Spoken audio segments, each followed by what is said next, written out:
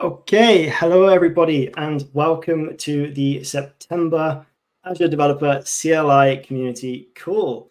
As always, I'm joined here by Grace Kulin and Kristen Womack.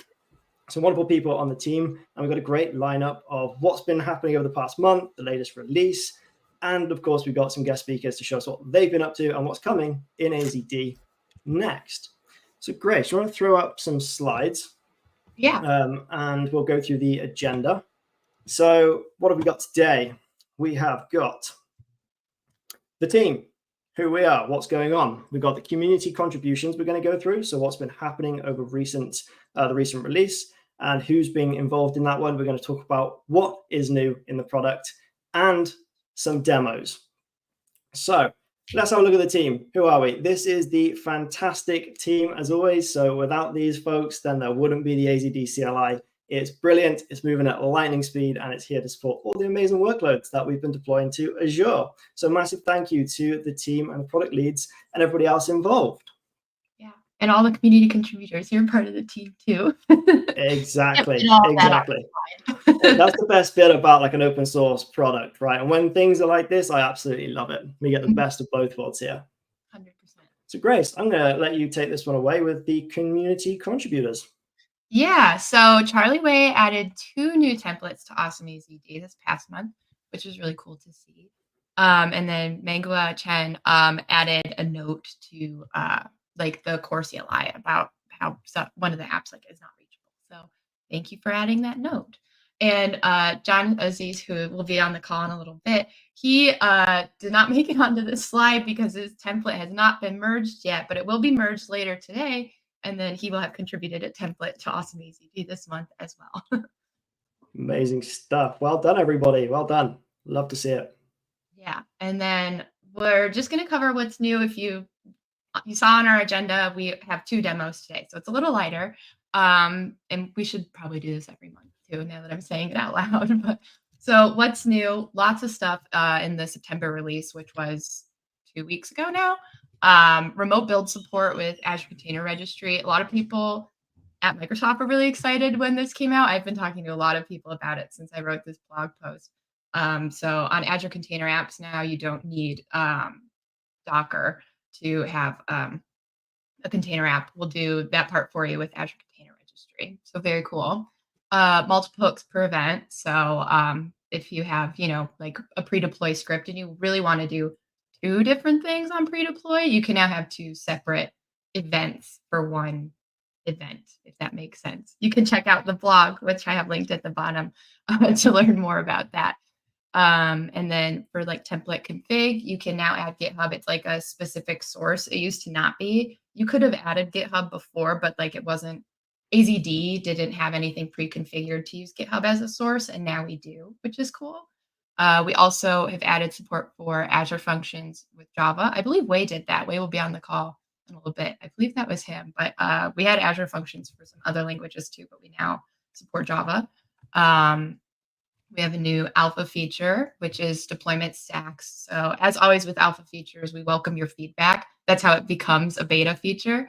So any feedback you have on deployment stacks, we'd love to hear. We have GitHub discussions, which will be showing in a little bit that you could add something there if you have thoughts on it. And you can always reach out to me or Kristen or anyone else probably on the team, and we're all happy to talk about it or file an issue. That's also an option. And then, like I said, promotion to beta, resource group scope deployments are actually promoted to beta. They've been in alpha. I'm not sure actually for how long, at least 6 months, I want to say. So we've had enough feedback on those, and we have enough documentation on it now that we felt comfortable moving it to beta. So that's exciting too. But like I said, if you want to read more about any of these, you can see how to use them, etc. Check out the blog post. It's aka.ms/AZD September 2024.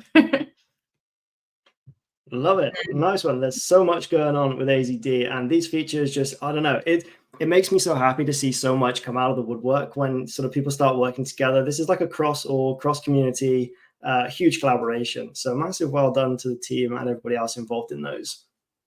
Yeah, thank you. So we've done something a little bit different this time, haven't we, Grace? We've got, instead of a different slide, we've got a community or a GitHub discussion. So we encourage you all to go get on top of this one and start posting in there and letting us know. Talk to us. Tell us what you think. I mean, even if you want to be part of this one, this core, if you want to be part of the community, how you get involved, poke it on the discussion. We'll always reply to you. Yeah. So who's up first, Grace? Who's up first? Yeah, so Wei is up first. He's one of the engineers on AZD, and he's been working on something really exciting that we want to show you. It's called a composability. It has not been released yet, so whatever you see today, don't think that you can go into the product and use it yet, because you can't. But we want to give you a preview of it, and if people want to like leave thoughts in chat, we'd love to hear what you have to say. If you have questions about it, whatever else. So we can bring Wei on, and he can. Absolutely. Let's bring you up, Wei. Hey, Wei, how you doing? Hello. It's great to be back here. It's been a while. It's great to have you. Great to have you on.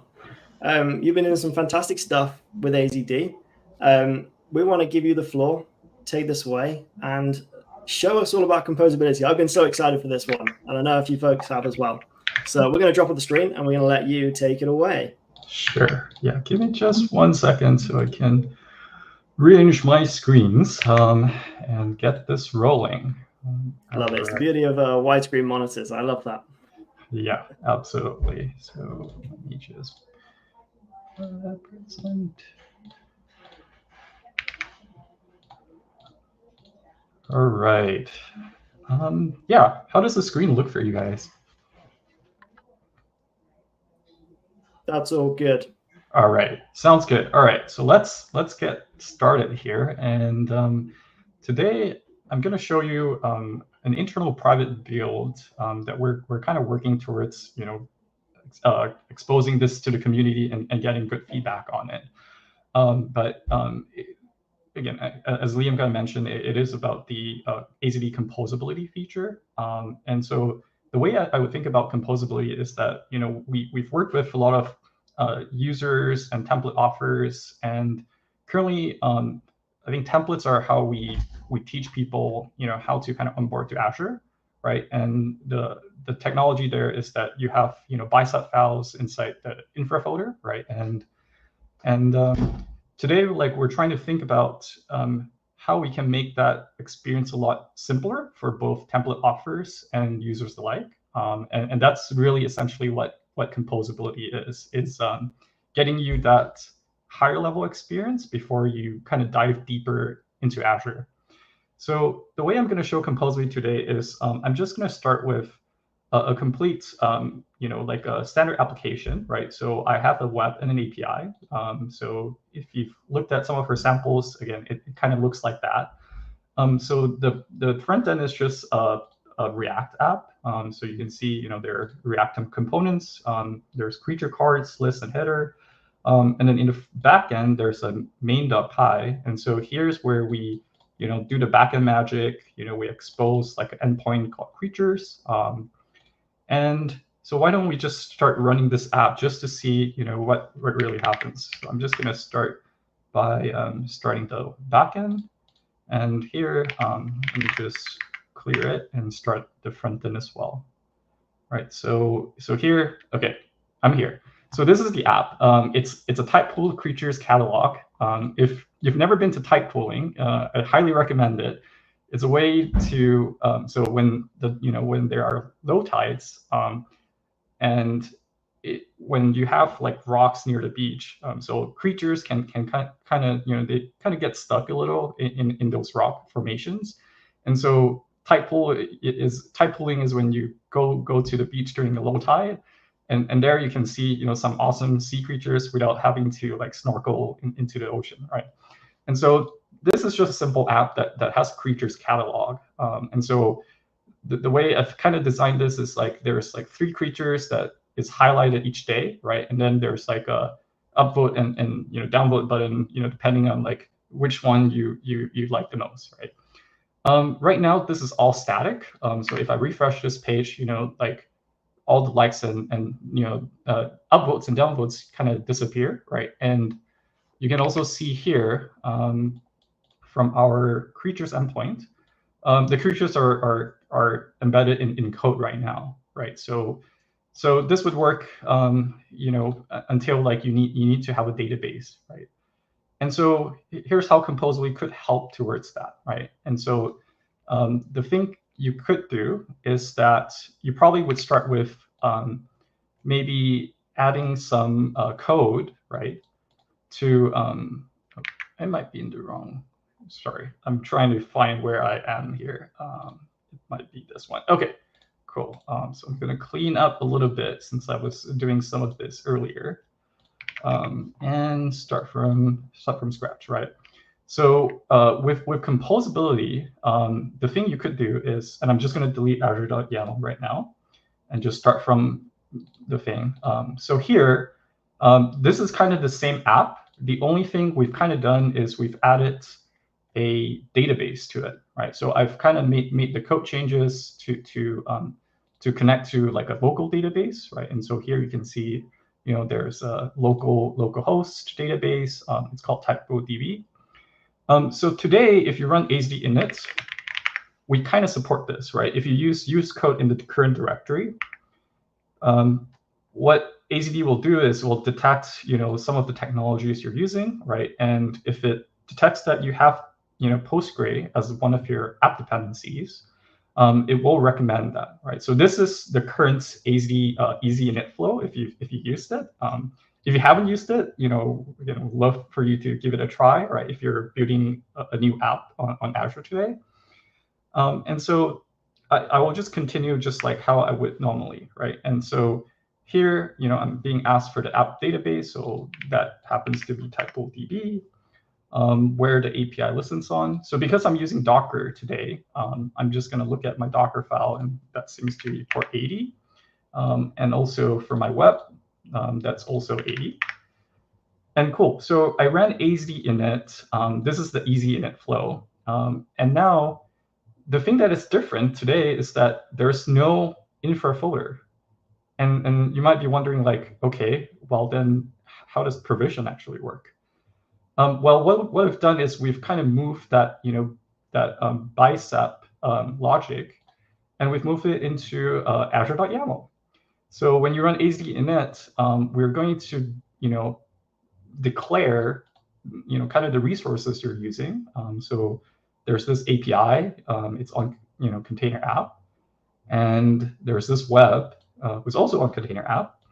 The web front end, uses the backend, and the backend uses the database, right? And so really what we've done is, we've kind of moved that bicep logic into this more condensed version inside Azure.yaml.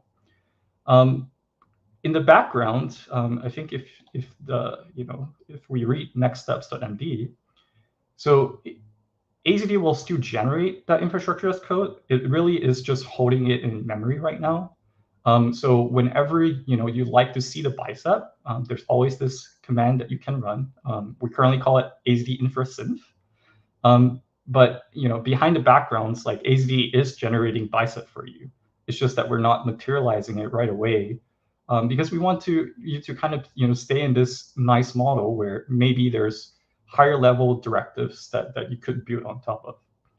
All right. Well, so enough talking, right? So what we could do here is run AZD up, and so now this should actually run provision and create the databases. And yeah, so with some demo magic, let's just look at what that output looks like. So here's where I ran AZD up earlier. And so you can see that when AZD provision ran, it didn't need an infra folder, right? Because we're doing this in memory. But it did create the Postgre database here that I'll be using. And that's really nice. And then the container apps are also hosted, right? So you might be wondering, how can you connect to this database, right? And so the way we've kind of tried to expose this is when you run show commands, right? So like if I run api.env here, it'll tell you more about like how your API instance in Azure is connected to the database, right? And so here we're using environment variables. So again, if you're an EasyInit user, this all kind of makes sense, right? But now let's look at what Composably kind of builds on top of this initialization experience. And so,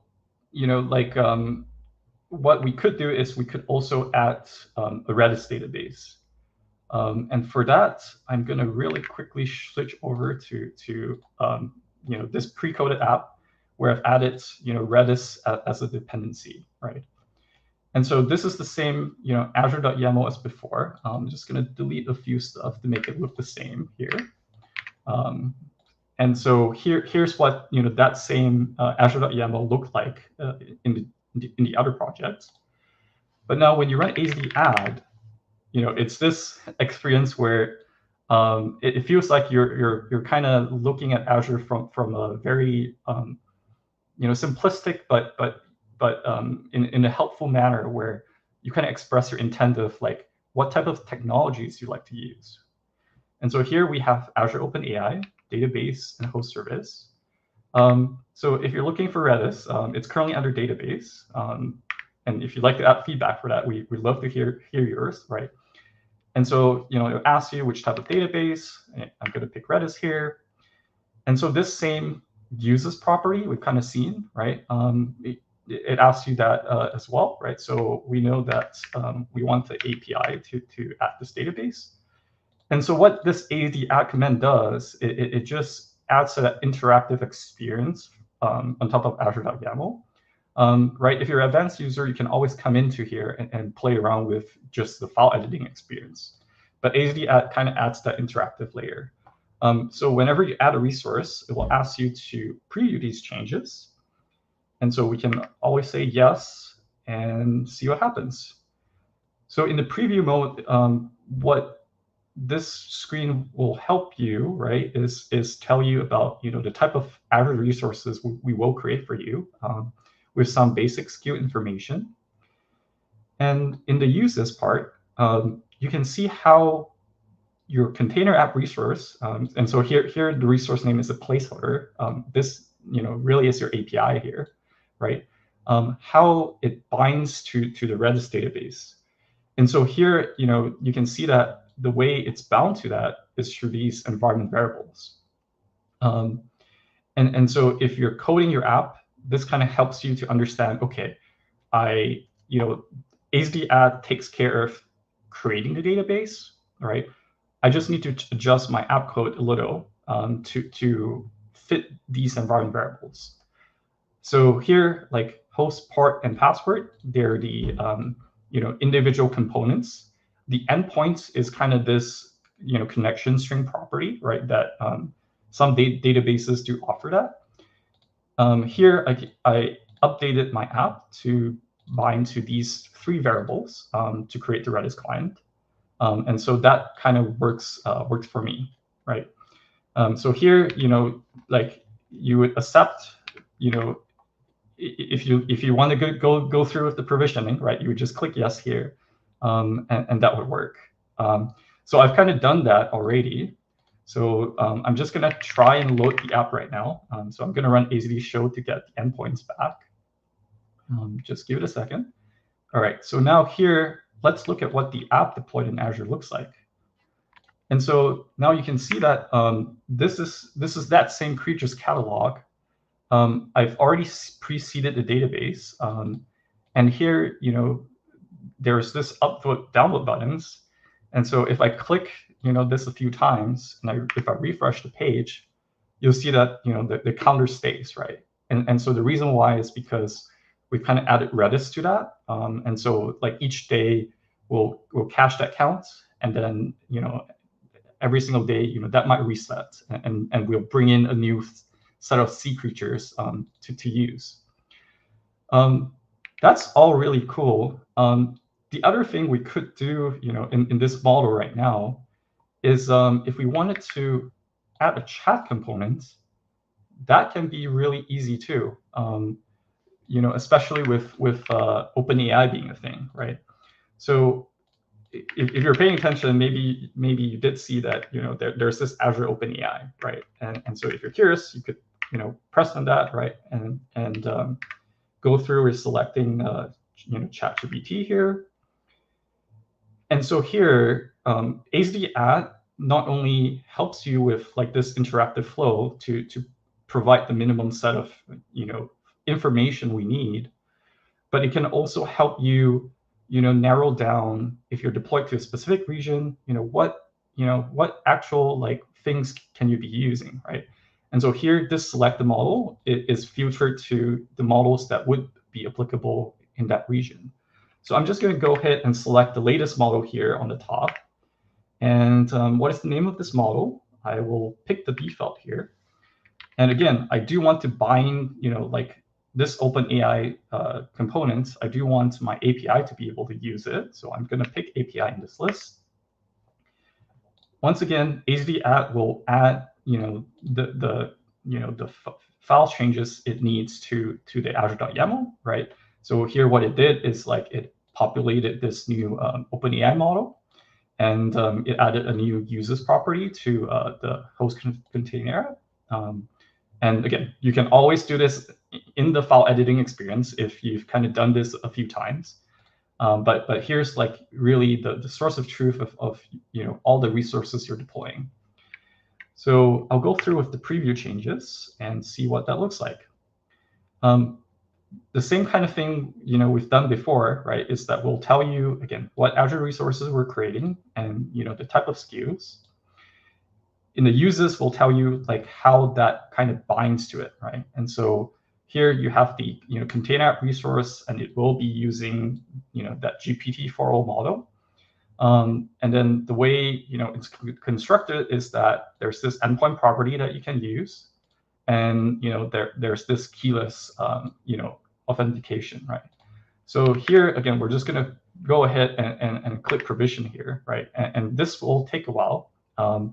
But I have done this before, and so let's see what after provisioning what you could do, right? So one of the things you could do is you could show any resource here in Azure.yaml. You can always run a show command to show more details about that resource. And here, what we try to like the information we try to surface are pieces of information that you would care about when you're developing your app. So you probably would think about like, how do I connect to this, right? And so here's the OpenAI endpoint. And we also provide you with like how to access it. And so usually this would be like a list of environment variables if you're not using keyless. But if you are using keyless, then like you would need to update your code to use default Azure credential. And there's a link here to kind of show that experience. And like always, you could also show, what, on the API instance, what environment variables are set. And so you can see that same thing here with the OpenAI endpoints, being a property there. So yeah, so now we're just going to wait for, like, we would normally just wait for this provision, to happen, and then we can, see the results, right? Again, since we've kind of already done this before, we'll just show the API, or actually, I probably want the app. So show you app. Oh, here we also, in API, we can show like relationships between resources to kind of give you that full view of like, things that, is happening as you kind of build up from this Composability model. But actually, so I just want to run show here real quick. And yeah, so now here, I'm going to click on this endpoint. So this should be in my live resource with that same creatures catalog. So again, like before, I'm just going to upvote the hermit crab a few times and refresh the page. So that part is still working. That's the Redis. The bottom part here is where we've kind of added that chat component as well. So here, if I ask questions like starfish, it will take a while since the the token throughput is limited. But here we can see this is actually an AI response from OpenAI. I've given it a prompt to suggest based on your location in Washington, right, places that you could go to see these typo creatures. I've also updated the AI to look at the typo charts to figure out when would be a good time to go there in the next 2 weeks, because you know this is only something you can do when it's low tides. So yeah, so now that's all working, right? And so the main thing, like this entire thing, is we didn't really have to learn a lot about Bicep, at least to start, right? We can add these components and we can update our app code to kind of reference them. And whenever we're ready, you know, maybe in the future when you're kind of ready to productionize this app and fine tune a lot of the knobs that you might get, right? There's this infrasim command, right? And so this will actually place all that in-memory Bicep files we've kind of been holding on to and place it inside the infra folder. And so now you're more than free to, you know, go in here and make any kinds of adjustments you need, right? Here's the database that we created for you. You can see here, there's the OpenAI accounts that we've added for you with the skills listed. And so this is the stage where, you know, you might take this and say, I do need the full flexibility of Azure now. And now I'm ready to move on and kind of go into that, you know, deeper layer. But at the start, again, there's this, you know, nice building blocks for you to get there. And then the show commands I've kind of shown here, they would all still work, you know, even after, you know, emitting the Bicep, because, you know, we'll still recognize your same resources and be able to give you that helpful experience. So yeah, so I have shown, you know, I hope, again, this wasn't too overwhelming. You know, there was a lot of content we kind of covered in a short period of time. But the main thing, like, I would like, you know, anyone, you know, watching this kind of takeaway is, like, we're trying to build, you know, building blocks for people to be able to express, you know, this kind of intention of, you know, I want to use the type of Azure technology, right? But you know, it's harder if I needed to grab a template, perhaps, because I want it to fit nicely with the current code I have, or maybe, you know, like I want to, you know, be able to build different technologies, right, and compose them in a way that works for my scenario, right? And that's what composability, you know, can offer. Yeah, and that's all for today. I would hope and love to show, you know, this in a more, you know, public manner where, you know, people can get access to it in the future. But we're slowly working towards there. That was absolutely amazing, Wei. Well done, and thank you ever so much for sharing this. I got to say this first. It's not often you see a product group willing to share that's work in progress and stuff that's not really released, or, you know, it's more in discussion more than anything, right? So there's been a couple of questions in the chat. John Aziz, who is also our next speaker, by the way. So we're just going to pop up Grace's screen there. He asked, is this a replacement for Bicep? Now, I know we've kind of already answered that in the chat, but I also want to get your take on it as well, Wei. Is this a replacement for Bicep? I don't think so, but... No, like, no. So like, I think the way we think about Bicep is really about, you know, repeatability and storing infrastructure as code, right? So here we've just kind of take that same thing, right, and just moved it into a more condensed format. But at the end of the day, you will get, you know, an infrastructure as code to go into those deeper scenarios. Yeah, absolutely. That's really cool. I like that one. And that was a really good question, John, because I was thinking the same thing, and I was talking, I think, on Grace off screen about the same thing as to how this is being put together. So you read my mind.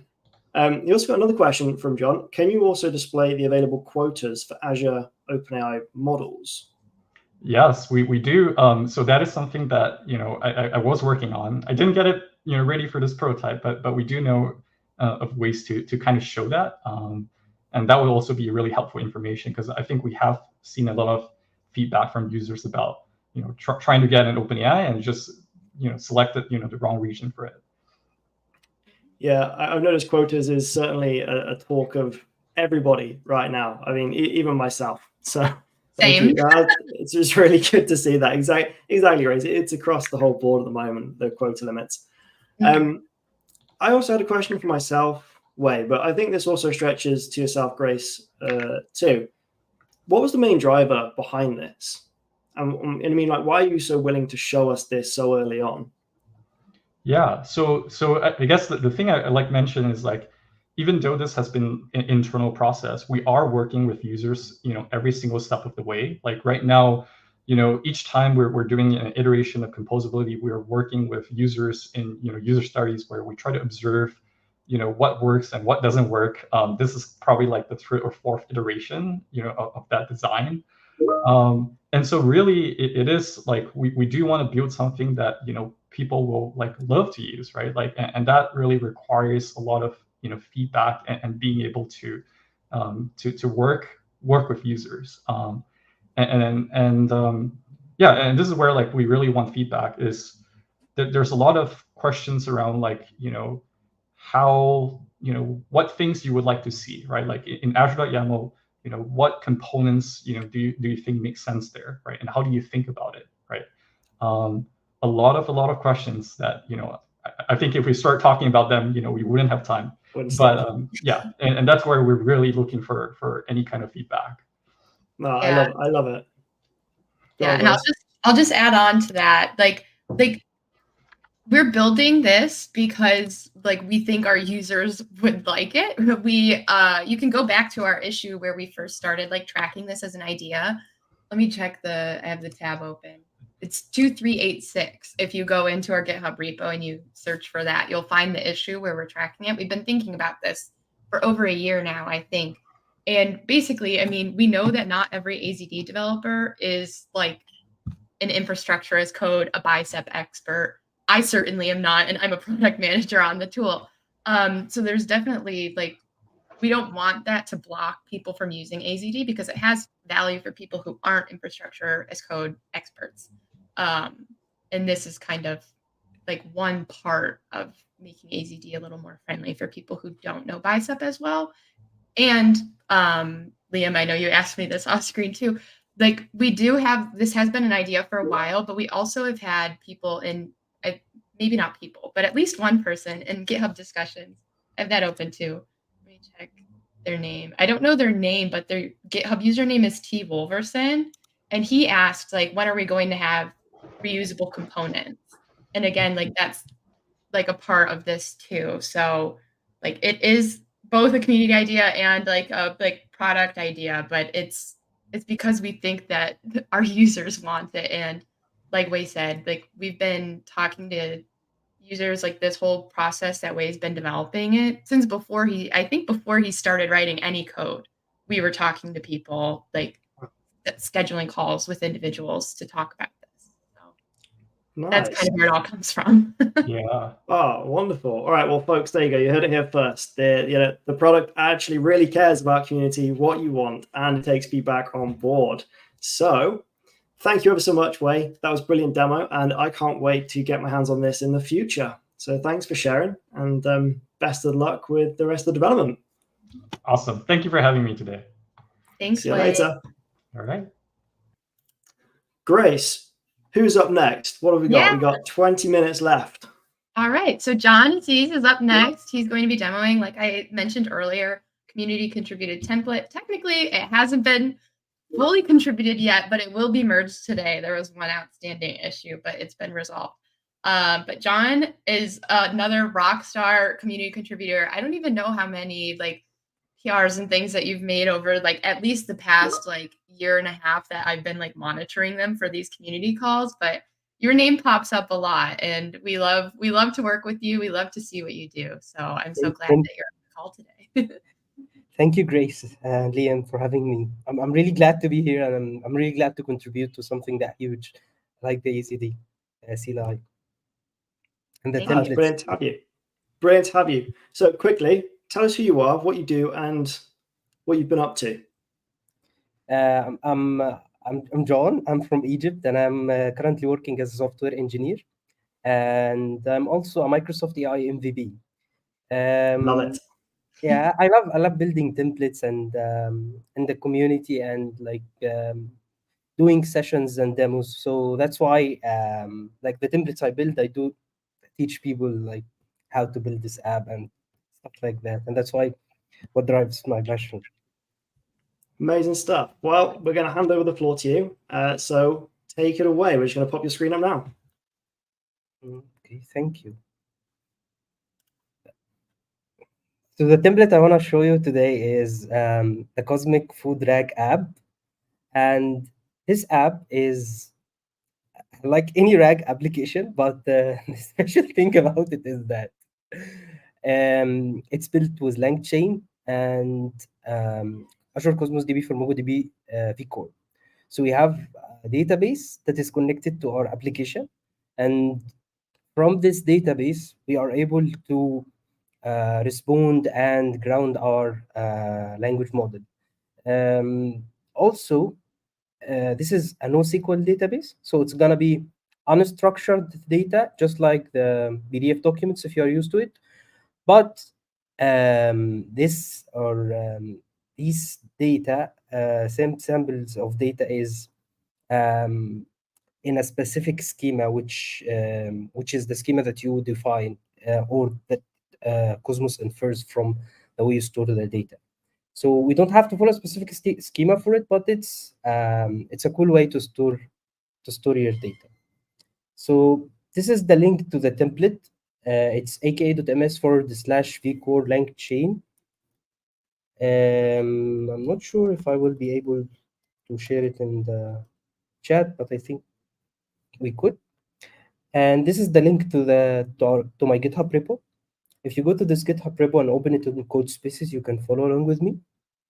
RAG, basically, for anyone who never used it before, it's intelligently retrieving a subset from the database data that you have and augmenting it with a response with the question that the user asked before you send it to Azure OpenAI, and then make Azure OpenAI respond based on both the user question and the data that it got from the database. So I guess it's safe to dive into it and just let's just explore it more. So there are a couple of things in Bicep that I wanted to explore. By the way, I asked the question about the quotas because I tried to deploy the version from the app, and I did not have a quota in the region, and it failed. So I have another version live, but it's a really big issue when you try to deploy something in a region that you don't know if you have available quotas in or not. So I guess the most important part, or I guess this part, which is EZD deployment. So what are we deploying today, or what are the resources that compose or make this app? We have the Azure App Service, and we have the plan, and Azure Cosmos DB for MongoDB vCore, and Azure OpenAI resource, and the Key Vault. So only three main resources: the website, the database, and Azure OpenAI. So that's all you need to do to deploy this application. There is just one issue or one note that you need to note about here in this this app, which is if we go to the Bicep here, let me just make it a little bit bigger. You will see that I'm using a thing called depends on. So what happens is that Azure Cosmos DB takes a lot of time to get deployed because we are deploying a vCore cluster. And when it gets deployed, after the application is up, it makes some issues and errors and stuff like that. So basically what I did to solve this is that if you look here, you can see depends on Mongo cluster. So I made all of the resources depend on Mongo cluster. So the Mongo cluster would deploy first, and then it will deploy the rest of the resources. You can, if the resources didn't deploy in the right order, you can solve this, but it's a hassle to debug and to restart the app, to reread the environment variables from the key vault. And the issue is that the secret or the admin, normally, if you have a database secret that is generated by the database and you use it in the app or in the key vault, it's going to create dependency automatically between the two resources. But what we are storing in the key vault does not depend on the creation of our database. So it's going to go and create them in a random order. And in order to make it a little bit more like controlled and organized, I am creating them in a specific order, which is the database first, and then the key vault, because we have now our key to store in the key vault, then the plan, and Azure OpenAI resources are at the beginning because there are no dependencies between them and anything else. So after we do create this, after the steps finishes, this is what you normally see when you create the resources here. So it's creating the resource group, the app service plan, the key vault, and Azure OpenAI, and the two models and the service. And this is really good because now we have our resources. If I go to the website, or if I go to Microsoft Azure specifically, you are going to see a bunch of resources created for me. These are all of the resources that we need. I think something is in the website, but let's see it here. So this is the website. This is what you get after you deploy everything successfully. And you can ask it what high protein dishes are available and stuff like that. And basically what it does is that it gets the data from Cosmos, it augments it to the user question, and then sends it to Azure OpenAI, or makes Azure OpenAI augments the response based on the user question and the database records. And yeah, that's right. That's how it all happens. What I wanted to show here is if we do clear the chat, and this is a really important thing, after you do deploy this website, we could have made a hook, and this hook would have populated the database with the data. And I think we could do it in here. So here, after we build the website, I think it would be a post deployment hook. We would normally populate the database with the data. But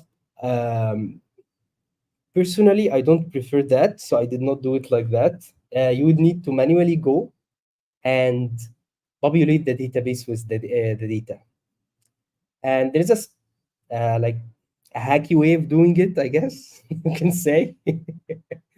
So you would go to the website from the Azure portal and go to the web app, and then run a script that takes all of the data and generates the embeddings and populates the database with it.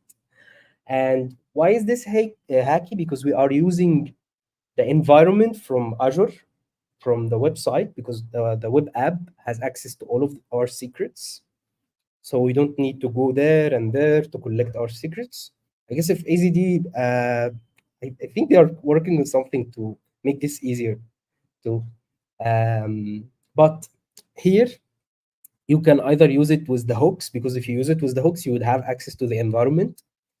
But if you don't do it with the hooks or with AZD hooks, you can do this manually and just run this script that takes all of the data. Why didn't I do this in the hooks? Because I want you to be able to put your data, to put your own data, instead of having it like a restaurant chain. Maybe you have any other data that you want to put it here. So how does this go into the database? If we go back to this tab, I think it's this one. So this is my vCore cluster. And this is the Cosmic database that has the documents inside it. So these are all of the documents or the JSON objects that are inside the food items .json file. So we do like truncate it in one string and then generate the embeddings based on it. So you are able to search your data based on everything you have, the category, the name, the description, the price, and then that's it. So who does all of that? I think we need some clarity on this one. So if you go here in the scripts, LangChain has a function that does that. It generates the embeddings and it populates the database. So it does both. That's what happens when you run the script. So this is the one function. It's called from documents, and it takes a connection to the database, the documents, and the embeddings model, and then it just does everything for you. All of these steps are just us instantiating connection with the Azure OpenAI, the database, and so on. And then if the index doesn't exist, we are making sure that the index exists, because in Mongo, you can't search, neither do full text search nor vector search, unless you do create an index and use it. And this is another trick that or a hacky thing that we did that I will show you later. So yeah, it's that simple. It just takes the data, the path to the file that contains your data, and then chunks it, makes its connections, and finally it does populate it or generate the embeddings and connect to the database. After it does that, if we go back here, so now we have our data, we have it in the database, and everything is ready. Once we do ask a question, let's see what happens here again.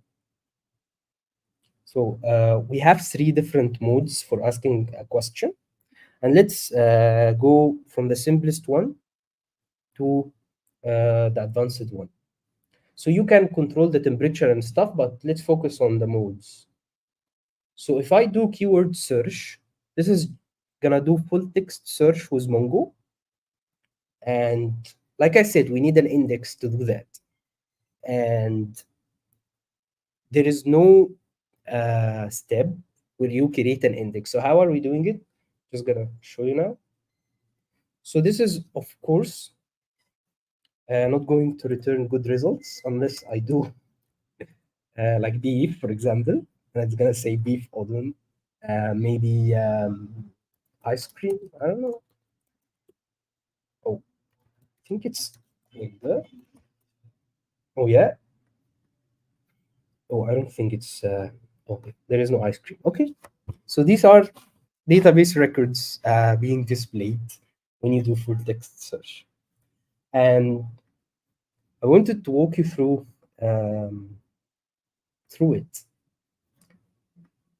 If we go here, let's start with this one. This is the chat. So once you send the request, there is a lot of validation that happens, which we don't need to care about. And then there is this function that that takes everything and then returns the response from Azure OpenAI or whatever response that you are expecting. So there are 3 different functions here, one for the keyword and one for the vector and one for RAG. Let's see the vector one or the keyword one, sorry.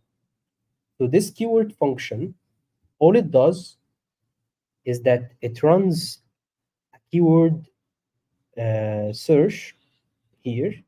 Let's check it out. And this is what I wanted to show you. So here,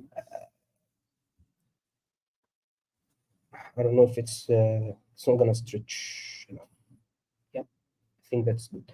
Okay, so here, as you can see, we take the last message that the user asked, and then we do use Mongo client to we use a function from it called find, and we send it the name of the index and what we want to do. We want to do search, and then we may do limits, we may do other stuff, but we are limiting it because we have the limit filter from the front end, so let's use it.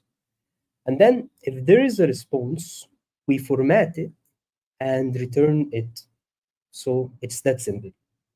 So the whole I think the whole idea is that use this line to do the keyword search.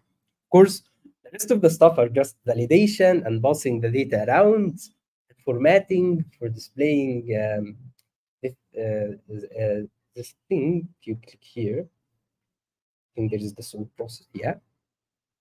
So you ask it ice cream. These are the database records, and then this is the top result. And if we go back here, we can see that we are selecting the top result, which is the item number 0 in the list. And then we are accessing the text inside it. And if we go back, after we do this step, we're going to check and then format. And then this is the sort process that you saw. And finally, we're going to add the data to Cosmos. So every time we have an interaction with this chat model or with this website, it's storing the data in Cosmos. And we can see it here, I guess. If we go to the user's collection and we go to the document. So this is what is today's date? Oh, it's not the 15th of I guess it's down there. Yep, this is our conversation right now. And when we do ask another question, maybe I say, I don't know, sandwich.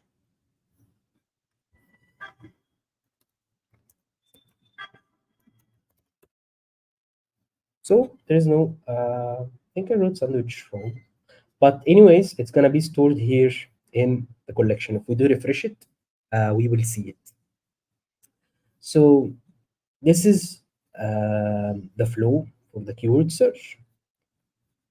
The flow for the vector is going to be the same, but we're going to change a small thing, which you will see right now. Let me just ask a new question. For example, maybe let's say sandwich again.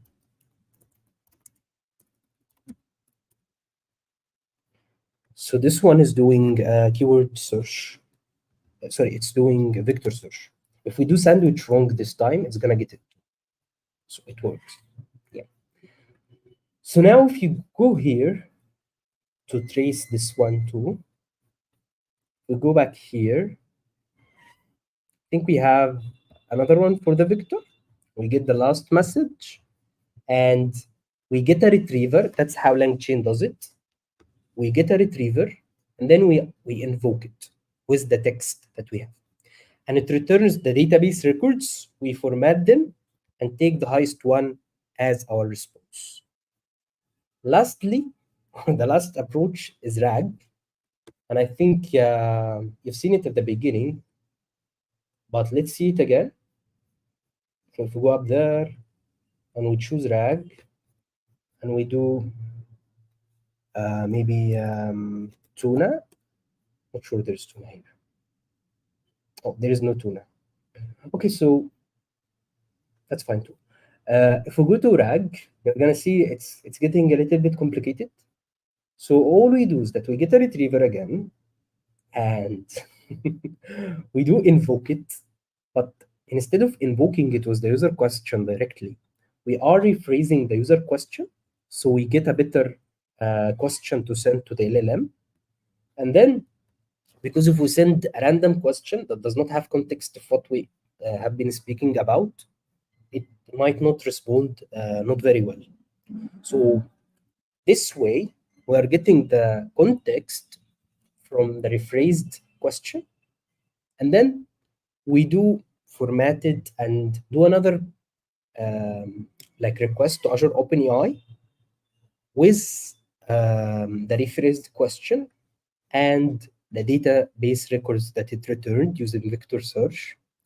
And then finally, we format the response directly. There is no selecting here because the response was not generated from the database. We got it directly from Azure OpenAI.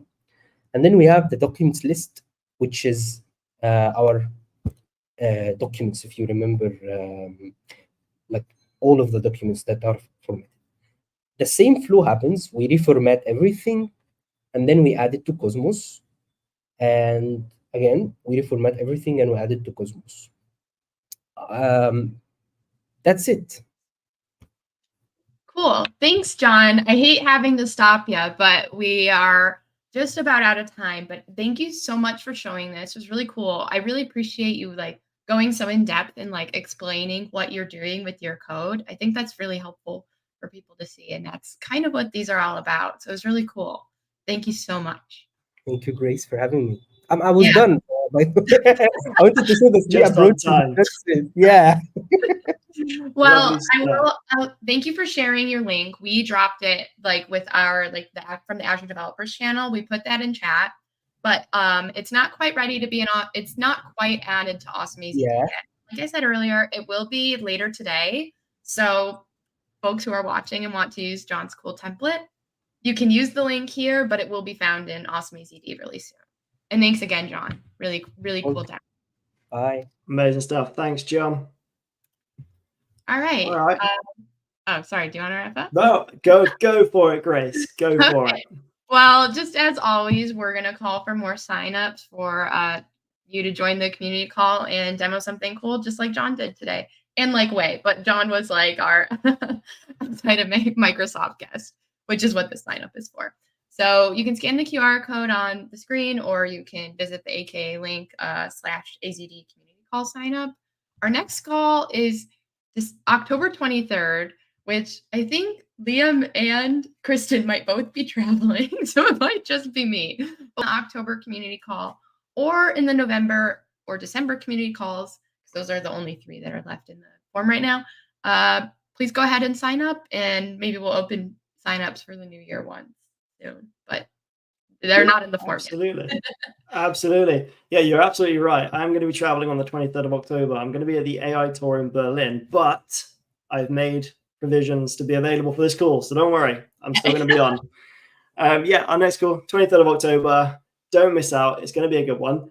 I also want to stress that I think in the December one, we spoke about having, a year-long community contributions, like a big thank you to the community. So you've got a couple of months left to get some contributions in and get a big shout out from us. And talking of shout outs, I want to give a big shout out to Kristen, who is in the back end of this stream. She's not been feeling too well, which is why you haven't seen her much on the stream today.